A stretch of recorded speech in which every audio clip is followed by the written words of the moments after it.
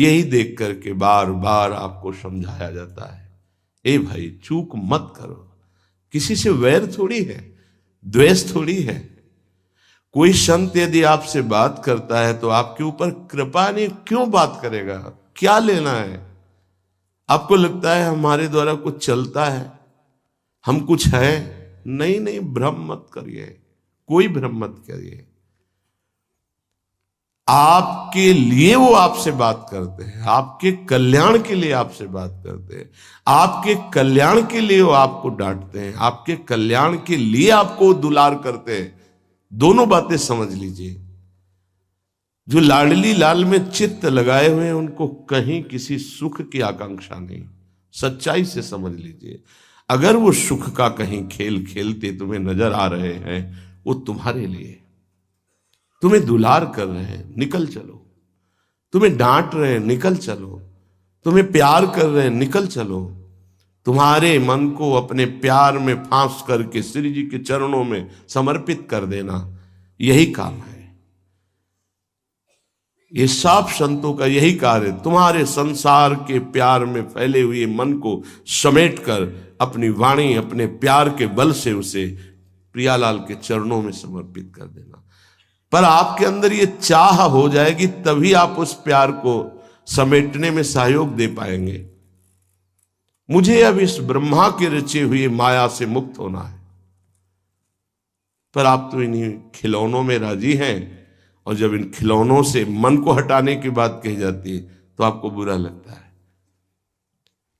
आपसे जिसे कहा जाता है कि अब आप ऐसे रहिए, मनो चिन्हारो नाहि, तो आपको लगता है कि हमारे संबंधों में ये प्रहार कर रहे हैं।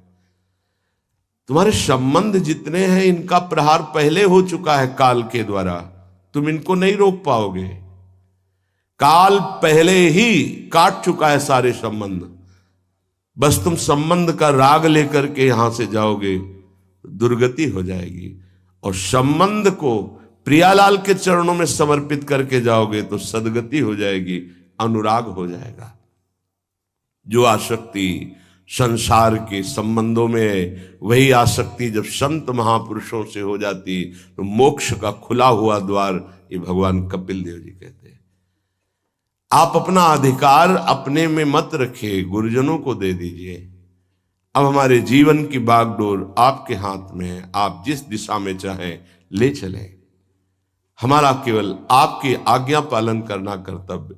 तो कह रहे कदापि चिन्मयादुपरि चेत स्पृहा रोहणे।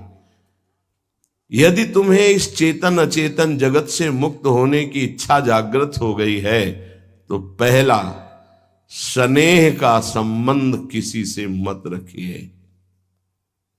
स्नेह का संबंध केवल प्रियालाल से रखिए। वही स्नेह जो माता में, जो पिता में, जो भाई में, जो बंधु में, पत्नी में, पुत्र में, वही स्नेह प्रियालाल को चाहिए। आप और सब कुछ दो, भगवत प्राप्ति नहीं होगी। ये स्नेह दे दो तो भगवत प्राप्ति पक्की हो जाएगी। सबसे स्नेह करो श्यामा श्याम के संबंध से। हमारा स्नेह का संबंध श्यामा श्याम से, श्यामा श्याम के संबंध से स्नेह कोई फर्क नहीं पड़ेगा। पर आपको अभी ये कला नहीं आती है। आप जब तक एक बार समस्त संबंधों के स्नेह को बटोर कर प्रियालाल के चरणों में समर्पित नहीं कर देते, तब तक आपको लगेगा, वाणी से बोलोगे कि सब भगवत भाव से ही, लेकिन पूरा राग यही है, ये हमारे अमुक है, हमारे अमुक है। इसलिए इस रहस्य को समझो, पहले हटो, फिर जब वो राग अनुराग में बदल जाता है तो फिर पूरे विश्व से प्यार करो, कोई फर्क नहीं पड़ेगा। सब जीवन सो प्रीति रीति निवाहत आपनी, क्योंकि वो रीति जानता है। हमारी रीति श्यामा श्याम के संबंध से ही सबको मानना। एकांत की रति विधान करो, शब्दों को समझिए। एकांत की रति विधान करो, अर्थात हमारे हृदय देश में केवल इष्ट और गुरुदेव के सिवा किसी से प्रीति नहीं। पर बहुत इस बात से हम कमजोर हैं। कहीं न कहीं हम अपनी प्रीति, हमारा दोस्त है, हमारा मित्र है, हमारा रिश्ता है, हमारा संबंध है, तो श्री जी करुणा करके आपको लाई अपने संबंध पुष्ट करने के लिए, फिर भी आप अज्ञानवश उन्हीं संबंधों को पुष्ट करते हैं जिससे आपकी दुर्गति हो जाए। जो आपके, अरे एक हिरण के बच्चा के संबंध ने एक जन्म नष्ट कर दिया, फिर और किसकी बात करें। इसलिए एकांत की रति विधान करो। एकांत की आपकी रति हो चुकी है, इसका परिचय आपके सामने भारी विपत्ति आई, मन केवल श्री जी में, भारी संपत्ति सुख संपदा केवल श्री जी में मन, यह है एकांत की रति। अब उसको कोई विचलित नहीं कर सकता। जहां विषयी जन रहते हैं, विषयी जन संभाषण करते हैं, उस स्थान में, उस भीड़ में, उन लोगों के बीच में अरुचि हो जाना। रतिम मदन मोहने विदधताम तदेकांतिकीम। एकांत की भक्ति, विरति, जन समुदाय, प्रपंच भाषण करने वाले, इनसे संबंध नहीं। ना संतु जनतापने प्रतिवसंतु वृंदावने। जनता अर्थात केवल विषय प्रपंच की वार्ता करने वाले, तापने, हृदय में ताप पैदा हो उनके संग नहीं, मुझे संग नहीं। कोई भी हो, प्रिया प्रीतम से तुम्हें मतलब नहीं, उनकी चर्चा से मतलब नहीं, उनके संबंध से मतलब नहीं, तो हमारा आपसे क्या संबंध। देखो, जगत के संबंध प्रियता दिखा करके भोग सामग्री दे सकते हैं, धन दे सकते हैं, व्यवस्था दे सकते हैं, पर प्रियालाल की प्रीति नहीं। पूज्य श्री रघुनाथ दास गोस्वामी जी जब अपने गृह का त्याग करके महाप्रभु चैतन्य देव की शरण में गए, तो 2-3 दिन जो महाप्रभु को भिक्षा आती थी उसी से महाप्रभु दे देते थे। उनको लगा कि नहीं, जीवन जब महाप्रभु को समर्पित है तो हमको जीने का ढंग सीखना चाहिए, कैसे हम विरक्त होकर के जिए। इतने में घर से भेजे हुए बहुत से सेवक, रुपया, सामग्री, रसोईया सब आ गया, क्योंकि बहुत बड़े धनी थे उनके पिताजी, और पिता के भाई दोनों के बीच में एक लाड़िले पुत्र थे पूज्य श्री रघुनाथ दास गोस्वामी, जिनकी समाधि राधा कुंड में विराजमान है। अब सुंदर सुंदर पकवान, भोग सामग्री घर के भेजे हुए रसोइये सब बनाते, प्रभु को भोग लगता, महाप्रभु चैतन्य देव को भी। और फिर विचार किया, क्या ये माता पिता के द्वारा दी हुई सुविधा वैराग्य में कलंक नहीं है। मेरा जीवन प्रभु के लिए, क्या मैं प्रभु आश्रित नहीं जी सकता। जब विरक्त हो गया तो माता पिता के द्वारा दी हुई भोग सामग्री से जीना निषेध है। प्रवृत्ति और निवृत्ति 2 मार्ग हैं। प्रवृत्ति मार्ग में स्वयं अधिकार हो जाता है पुत्र और पुत्री का माता पिता की संपत्ति पर, निवृत्ति मार्ग में नहीं, स्वीकृत नहीं है। निवृत्ति मार्ग में स्वीकृत नहीं। जिसने इस स्वीकृति को स्वीकार किया वो कच्चा ही बना रहता है पूरे जीवन, पक्का वो कच्चा बना रहता है। ये दृढ़ बात समझ लीजिए। आज तक इतिहास है विरक्तों का। निवृत्ति मार्ग पर अगर वैराग्य ले लिया तो माता पिता के द्वारा उसका भरण पोषण कभी नहीं हुआ। आप पढ़ करके देख लीजिए, चाहे कोई भी हो, किसी भी मार्ग का हो। जब रत्नावती जी ने, उनके लिए चिट्ठी आई, पुत्र ने भेजा कि पिता ने सभा में मुंडी का पुत्र कह के कहा, मतलब सन्यासिनी का पुत्र कह के, माता हमारी इस नाम की रक्षा करना। जी हुई चिट्ठी पढ़ी तो महल छोड़ दिया उसी समय, और नाई को बुलवाया, अपने जो राजरानी के बाल थे उतरवा दिया, और संत सभा में बैठ गए। आज से कहा राजअन्न का त्याग। अब ग्राम नगर के द्वारा दी हुई भिक्षा के द्वारा भरण पोषण होगा, इस राजा के द्वारा दिए हुए नहीं। और पति थे माधव सिंह। जब ये बात सुनी तो उनको भयंकर क्रोध हुआ। मेरे सामने मेरी पत्नी, मेरा इस तरह का अपमान, मारने का प्रयास किया, निष्फल है। अंततो गत्वा, चरणों में हाथ रख के माथा रखा है, पढ़ के चरित्र देख लेना। नहीं इनके महल में रहूंगी, नहीं इनका भोजन पाऊंगी। विरक्त होकर के माता पिता के द्वारा भरण पोषण होना एक बार एक भिक्षा के लिए तो अनुमति है। अगर विरक्त हो गया है, एक भिक्षा अगर माता पिता करा दे तो वो स्वीकृत है, इसके अलावा नहीं। आप चरित्रों को पढ़ के दे, सिद्धांत से नहीं चलोगे तो 4 दिन बाद फिर उसी में आ जाओगे। जब हम विरक्त हो गए, पूरे विश्व का भरण पोषण प्रभु करते, तो मेरा नहीं करेंगे क्या? आज अगर कोई जुड़ा है तो वैराग्य और भगवत प्राप्ति के लिए जुड़ा है। हमारा संबंध संसारिक नहीं, भागवतिक। जिस मार्ग में हम हैं उस मार्ग में। रघुनाथ दास गोस्वामी को 2-4 दिन हुए, फिर अंदर आग लग गई। नहीं, पिता के द्वारा दिए हुए वैभव को नहीं भोगना, वापस। अब कैसे जिए? तो जहां सिंहपौर पर जगन्नाथ जी के सब भिक्षुक खड़े होते थे, उन्हीं के बीच में खड़े हो गए। अब जो बांटते हैं तो उनका स्वभाव है लेने वालों का दौड़ दौड़ कर आगे लेना। कभी कभी मिलता, उनको शांत खड़े रहते तो पा लेते, नहीं मिलता प्रसाद तो भूखे रह जाते। फिर विचार किया, इसमें खड़े होकर के भी एक वृत्ति बनी रहती कि आने वाला देगा, ये भी ठीक नहीं। एक जगह अन्न क्षेत्र में अन्न बंटता था, वहां से जाके लाने लगे। फिर विचार किया, विवेक धैर्य नहीं लेने देता। यार हम यहां कोई सेवा तो करते नहीं, क्योंकि भरपेट अन्न पाने का जिस क्षेत्र में अधिकार है तो वहां सेवा करना जरूरी। चाहे पोछा लगा दो, चाहे पत्तल फेंक दो, कोई सेवा वहां करनी चाहिए, तभी आपका वैराग्य सुरक्षित रहेगा, नहीं तो फिर ठीक नहीं है। वहां अन्य क्षेत्र में भी छोड़ दिया भोजन लेना।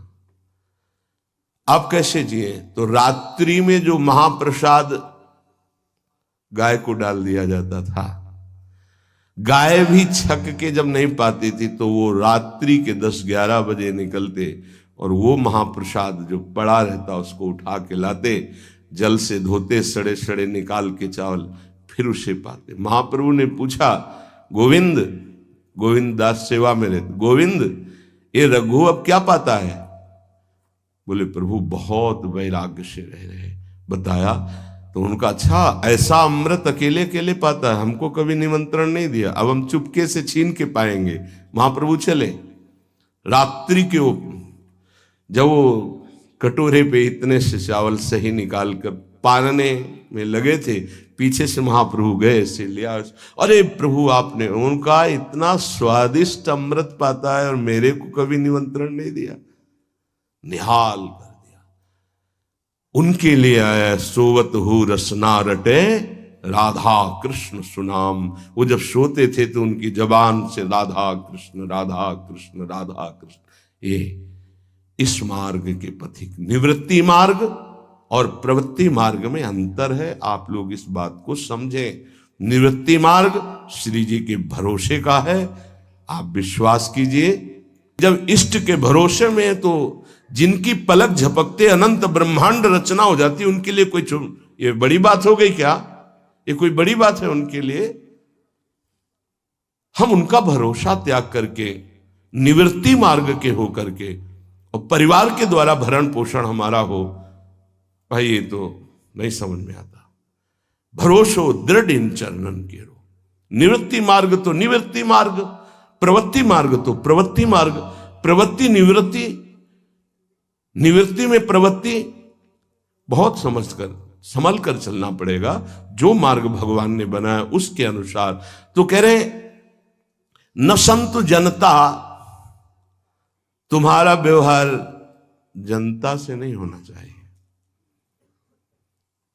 व्यवहार शून्य व्यवहार है, ध्यान रखना।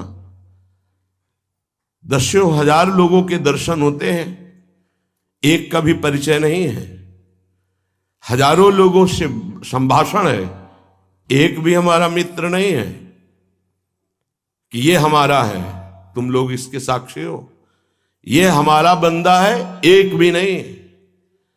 साफ श्री जी के हो, श्री जी से संबंध है, मैं सिर्फ एक नौकर हूं। श्री जी की बात आपको बता देता हूं, आपकी बात श्री जी को बता देता हूं। हमारे श्री जी, इसके सिवा कोई नहीं। एकांत की रति, जनता से संबंध रहित, श्री जी के संबंध से सब जीवन सो प्रीति। श्री वृंदावन में वह चिदानंद रस को प्राप्त होता है। यह है रहनी।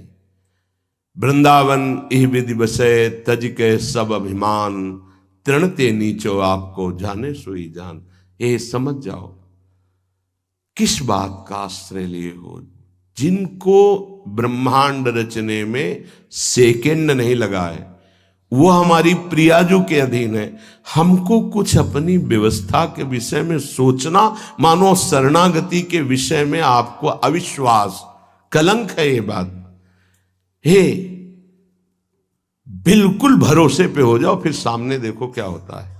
बिल्कुल भरोसे पे हो जाओ। गुरुजनों ने कभी भी अन्य आश्रय नहीं होने दिया, कभी भी अन्य जगह जगह बचाते। वो जानते हैं कि अन्य आश्रय, धन का आश्रय, वस्तु का आश्रय, व्यक्ति का आश्रय, ये तुमसे सच्ची बताते हैं। गुरुजनों की कुछ बातें बाद में समझ में आती, पहले समझ में नहीं आती। केवल श्री जी का भरोसा रखो, जिसने आज दिया है वही कल देगा। जब गुरु जी को कोई कहता कि कभी काम में आ जाएगी ये वस्तु, रख लो, तो बोले इसी को मिटाने के लिए बाबा जी हुए हैं। जब कभी काम में आनी होगी तो तुरंत श्री जी भेजेंगे, हम इसको पहले से क्यों रखें। ये हमें चाहिए कि केवल श्री जी का आश्रय लेकर वृंदावन वास हो। देखना कितना आनंदित रहोगे। फिर रोना आता है, तुम्हारे आंसू फिर निकलेंगे। जब आप एकांत में होंगे, आपका कोई नहीं होगा और आपकी परिस्थिति विपरीत होगी, तब जो शरणागति होती है वही भगवत प्राप्ति कराती है। जब तक विपरीत परिस्थिति नहीं आएगी तब तक शरणागति परिपक्व नहीं होगी। बात लिख लीजिए, चाहे वो द्रौपदी जी हो, चाहे गजराज गजेंद्र जी हो, चाहे कोई भी हो। जब ऐसी विपरीत परिस्थिति आए कि कोई भी सहयोगी नहीं रह गया, तब शुद्ध शरणागति और भगवत साक्षात्कार। उस दिन के लिए तैयार रहो और मांगो कि हमारी आसक्ति का नाश करने के लिए परिस्थिति ऐसी दे दो प्रभु कि सिर्फ आप पर दृष्टि हो, सिर्फ आप पर, ना कोई हमारा, ना हम किसी के, सिर्फ आप। मेरे तो गिरधर गोपाल, दूसरों न कोई। बात समझो, सत्संग की बात को समझो, परमार्थ की बात को समझो। तो जब कोई हमारे जीवन में प्रश्न आता तो जो नील चादर ओढ़े हुए विराजमान है उनकी चादर की तरफ देखते, आकाश की तरफ। बाहर निकलकर आकाश की तरफ देखते। तत्काल उत्तर मिला है हमको, तत्काल भाग, यहां से भाग। झोला टांगा, रात्रि में भागे, जब भागे तब रात्रि में भागे। भागो भागो भागो, भागते भागते अब पायो परम विश्राम। अब वृंदावन, श्री वृंदावन विश्राम, सब सोहित निष्काम मत, श्री वृंदावन विश्राम। हे भागते रहो, संबंधों से भागते रहो, आश्रयों से भागते रहो। एक आश्रय केवल हरि गुरु का, बस एक विश्राम स्थल। जैसे आप रखो, जैसे आप रखो, हम उसी में राजी हैं। समस्त प्राणियों को वृंदावन के नमस्कार बुद्धि से देखो।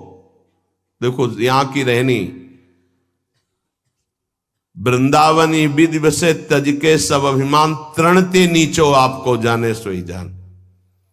तृण से नीच अपने को जो जानता है सबको नमस्कार करेगा। और सच्चाई में देखो तो ऐसा ही है, कुछ नहीं है। कोरा अहंकार केवल है। क्या है हमारे अंदर? कुछ नहीं। अगर गुरु कृपा न हो, प्रियालाल की कृपा न हो तो कुछ नहीं। हाथ उठा के कहते हैं कोई बल नहीं है। बल है तो वो है, नहीं तो वो नहीं, तो कुछ बल नहीं। क्या बल है आप देखो, अंदर से देख लो बैठ के, तुम्हारे अंदर क्या बल है। फिसल कर गड्ढे में गिरने का तो बल है, लेकिन गड्ढे से निकलने का बल तो नहीं है। फिसलने में क्या बल? फिसल कर गिरने का तो है, लेकिन गिर के संभलने का बल ये केवल गुरु का बल है, ये केवल इष्ट का बल है। इसलिए श्री धाम वृंदावन का आश्रय और वास स्वीकार करो।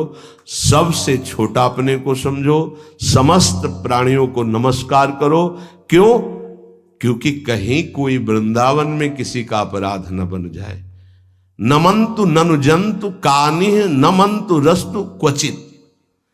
कहीं ऐसा ना हो जाए यहां किसी भी जंतु का, किसी भी जीव का, किसी भी शरीरधारी का अपराध न बन जाए।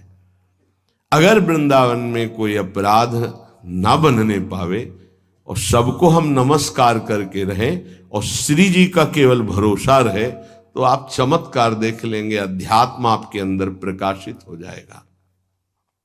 जैसे जैसे अध्यात्म प्रकाशित होता है वैसे वैसे शांत होता चला जाता है, मन शांत होता चला जाता है, कोई वासना हृदय में नहीं रहती। पूज्यपाद श्री उड़िया बाबा जी महाराज से प्रश्न किया, पीछे वर्णन किया गया था कि बड़े बड़े महापुरुषों की ये लोग निंदा क्यों करने लगते हैं, क्यों द्वेष करने लगते हैं? वो तो किसी से द्वेष नहीं करते।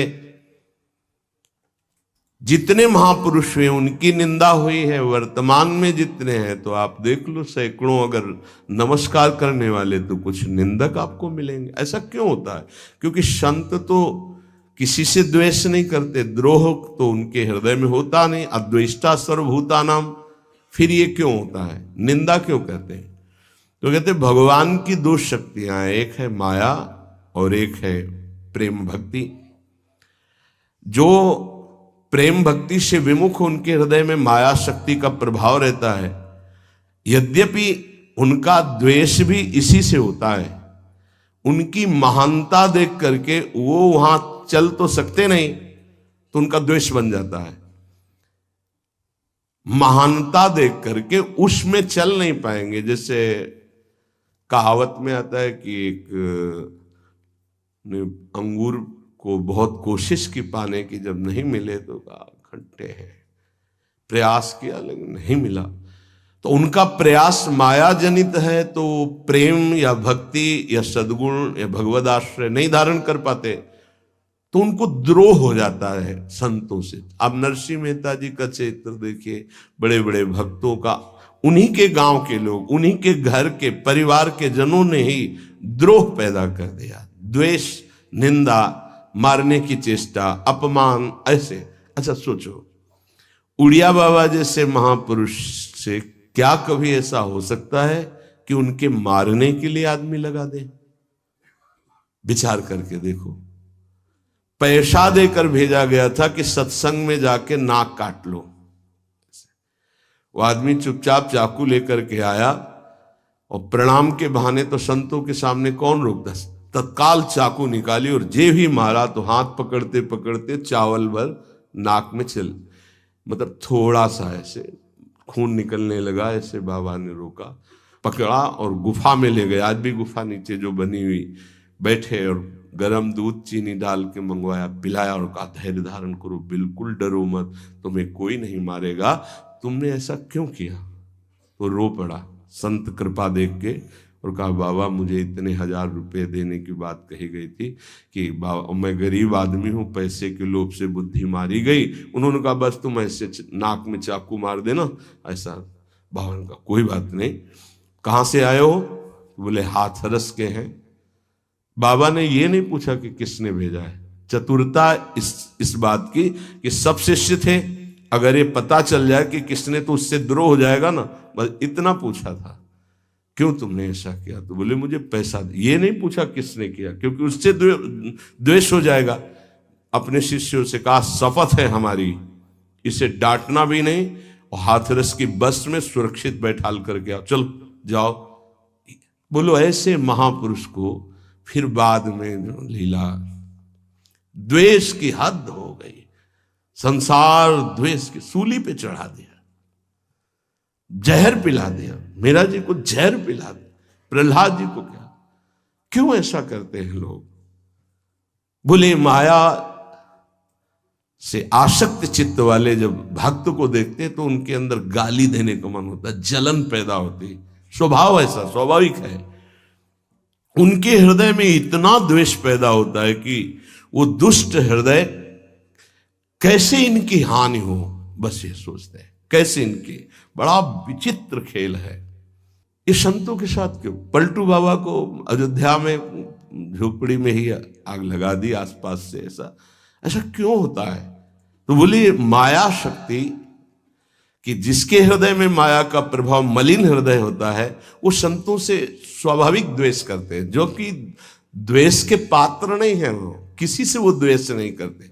एक संत आप चरित्र उठा करके देखो, संतों से द्वेष करने वाले प्रत्येक महापुरुष के जीवन में देखा गया कि द्वेष करने वाले, और कोई कोई तो उन्हीं के पार्षदों के रूप में द्वेष करने लगे, उन्हीं के पार्षद बनकर उनकी खिलाफत करने लगे और उन्हीं के पार्षदों के द्वारा उनको सूली पर चढ़ाया गया। बड़ा विचित्र माया का खेल है।